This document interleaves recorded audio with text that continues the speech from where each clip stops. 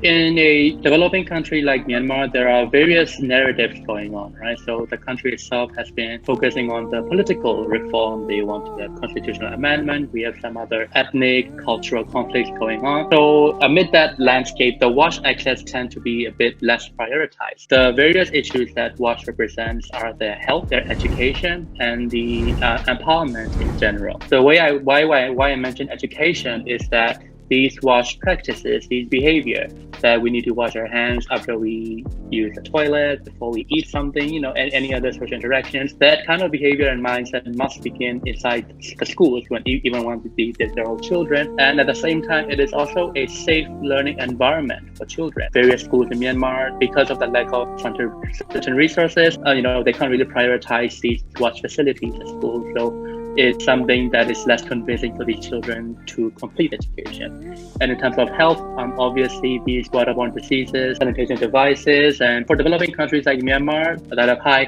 mortality rates, like children under the age of 5 are dying in a significant amount compared to other developed countries, because the main reason of these children and mothers dying is because of hygiene, technically, because they can't have good clean water, or they can't have enough treatment, or they don't know how to use these facilities properly. Now, when I say empowerment, is because of the cost of doing nothing. The cost of doing nothing, like on WASH, is that when they become sick, when they become less sustainable practices on WASH, the diseases and the economic burden that they have without doing these things are significantly larger. So that's the importance of WASH in general. But the approach of Lien 8 in Myanmar and in other countries in general is less about like prioritizing WASH over other pressing issues, because as we said, access to education, there are other cultural taboos going on. Well, it's not our agenda to prioritize WASH over them, is to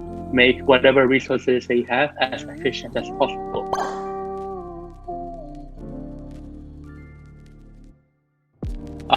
Countries like Myanmar or other countries in general, we do have a number of these development aid assistance from other countries, from UN, World Bank, Asia Development Bank, which we absolutely need to stimulate and to encourage the overall development. However, one observation that I've had in Myanmar, at least for these NGOs, is due to various reasons, they're quite involved in direct intervention. They come in, they have a sizable amount of funding, they build these facilities, they build these structures, and then they leave. So what happens to these people is it's not sustainable for these people, both physically, these facilities are not going to be standing there for forever, so they need maintenance, and it's also not sustainable for the communities, like mentally. They start to build up a sense of, okay, we don't really have to do anything. There will always be people who can take care of them. They start to only look forward to this kind of assistance instead of bootstrapping their own possibilities and resources. And I don't think that's unique to WASH in general. I mean, that is an issue happening to all other development areas as well. So the way we implement projects in WASH is we're now going with a systemic thinking approach. So we still have some areas where we do provide direct interventions in building certain facilities. However, the way we address these situations is by looking at the system, like the WASH system that is happening, who are the actors that are responsible for policy making, to make decision, and then who are responsible for implementation and monitoring. And then we also look into the bureaucracies, we also look into the national strategies and targets. So even after we leave, the changes that we have initiated will remain, and they are even better accelerated by the local communities.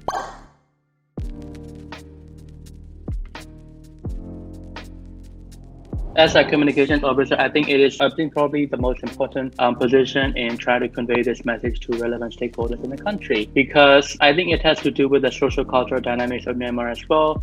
NGOs in general, they are perceived as donors. It's quite straightforward from the perception of the local populations and even by the military officials. When we come into these meetings with a really complicated set of frameworks, and these are the impact that we want to achieve, and behavioral change, mindset, and project, like we want the people to be involved in project planning and etc.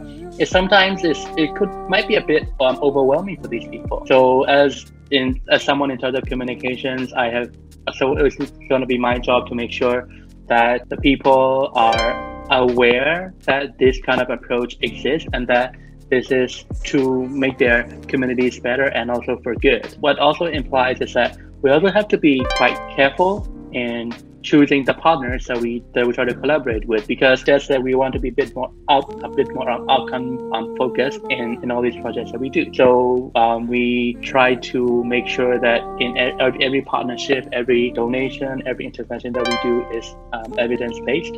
We do take significant amount of time trying to research, trying to understand the landscape better, and more importantly, to understand the narrative of WASH. So as communications, it's my job to understand what's the dominant narrative in the communities that we're trying to partner with. So we have to work with these kind of linguistics, tech, like social landscape monitoring. We're also trying to work with anthropologists to better understand people's attitude towards that. Communications in general is about trying to, firstly, to present ourselves as we are. Secondly, to better understand what their priorities are, and lastly, to work together to shape and to enhance the WASH access in the communities.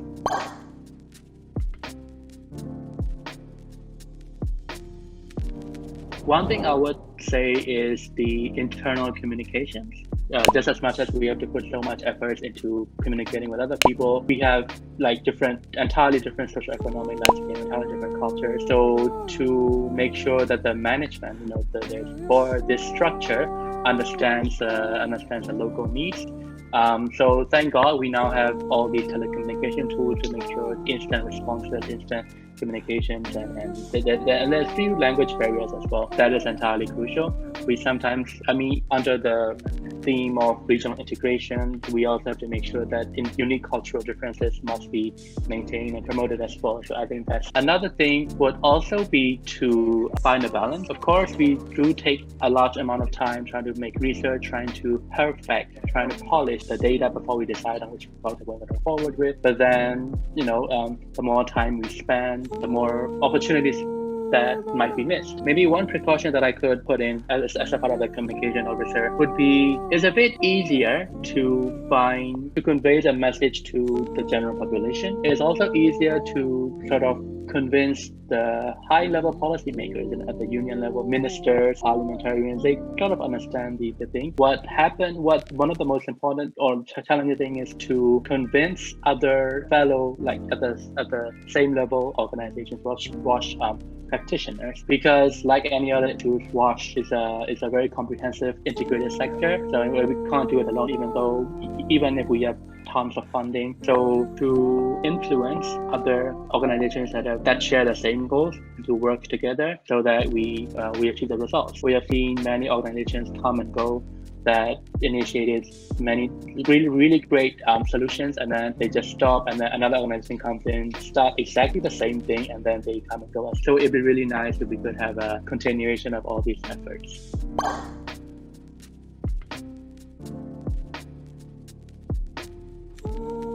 Quite something to do with the dominant culture practices in ASEAN, but maybe because for Myanmar, these power dynamics, they still have this ongoing political struggle, and people, especially the establishment, they are a bit wary of new people coming in. And at the same time, one other factor is that we, as a part of Singaporean NGO, is that we try not to mingle with the local politics, because I personally feel that is the ethical approach of not interfering with the local dynamics. Even if we are assisting, it should be non-partisan, it should be politically neutral, and etc. We are technically unable to put out some politically involved messages or to partner with, say, political parties, so we can't be very selective in influencing this. So I think we have to be a bit more creative, and I think that's when the youth demographic comes in. And I think that's probably true for other ASEAN countries, is that the youth demographic is a really sizable, if not the largest demographic segment, which could be translated as a dominant political will and a social capital that could be utilized. It could be used for bottom-up advocacy campaigns. It could be utilized for research purposes, for polling that is representative of the overall population. So far, obviously, I have not I'm not a veteran of all these ongoing political movements in Myanmar. They are now in power. So in order to convince them, I think I'm fortunate to have built a strong youth network in the country that is comprised of student researchers, or those people like those Myanmar colleagues that you have in your organization. They have a strong presence and influence on their own community. So by partnering with these people, I'm very fortunate to find great talents to implement our works. I think that's really important. And also to get credibility, to connect with other influential think tanks, agencies that are helping the government regarding the political reform, budget reform, etc. So my trick here is to partner with. But I think that's quite unique to Myanmar. The other countries might have other dynamics. So at least in Myanmar, I'm very lucky to have forged these partnerships in my previous projects that I did, and this has come in really handy. And I hope to even build up on these relationships so that these youth organizations could also have something very valuable that they could build up on as well.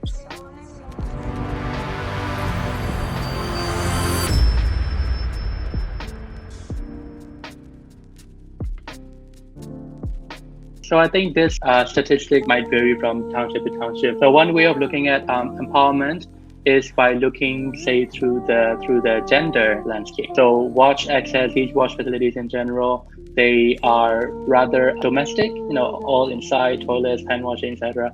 So that is the decision mainly handled by women and housewives who are inside these homes, and while their spouses are out there, trying to make ends meet.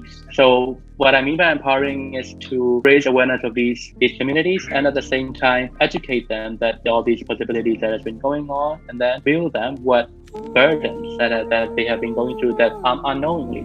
Their child is very sick or is going through malnutrition. Maybe they simply think that it's just nature, but the reality is that this thing is happening. So by helping them, by revealing them that they could resolve the situation by enhancing the watch access, that they can say they could provide more savings toward other burdens that has been happening. So that is through the gender landscape in the community, and also looking through the schools in Myanmar. I mean, education in general is pretty prioritized in the country, but the only one aspect of education, these lessons in general, the curriculum, they only see that as a part of the education, and not these surrounding facilities, the classroom situation, how clean the toilets are they washing properly, how clean are the food, etc. So all these classroom environment ultimately provide how well the children are learning and how impactful they're applying to these things when they go back to their community. So by providing these adequate watch knowledge, not just to children, but also to the teachers and all these school officials in general. So firstly, they can make sure that all the children in their schools have proper watch access and health standards, so that when these children go to the communities, they are really effective catalysts or advocates in amplifying these practices to their families and then through the entire community in general.